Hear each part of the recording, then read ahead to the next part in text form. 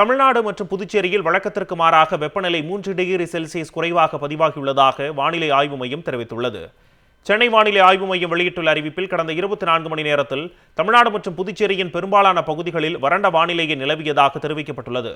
இன்று முதல் நாளை மறுநாள் வரை தமிழ்நாடு மற்றும் புதுச்சேரியில் வெப்பநிலை இயல்பை விட 2 முதல் 3 டிகிரி செல்சியஸ் வரை குறைந்து காணப்படும் என்றும் அதிகபட்ச வெப்பநிலையாக ஈரோட்டில் 34 டிகிரி செல்சியஸ் பதிவாகியுள்ளதாக குறிப்பிடப்பட்டுள்ளது. இதனிடையே கிழக்கு திசை காற்றின் வேக மாறுபாடு காரணமாக நாளை கடலோர தமிழகத்தின் ஓரிரு இடங்களிலும் புதுச்சேரி மற்றும் காரைக்கால் பகுதிகளிலும் லேசானது முதல் மிதமான மழை பெய்யக்கூடும் என்றும் தெரிவிக்கப்பட்டுள்ளது. அதிகாலை வேளையில் ஓரிரு இடங்களில் லேசான பனிமூட்டம் காணப்படும் என்றும் குறிப்பிடப்பட்டுள்ளது. சென்னையை பொறுத்தவரை வானம் ஓரளவு மேகமூட்டத்துடன் காணப்படும் என்றும் அதிகாலை வேளையில் ஓரிரு இடங்களில் லேசான பனிமூட்டம் காணப்படும் என்றும் தெரிவிக்கப்பட்டுள்ளது.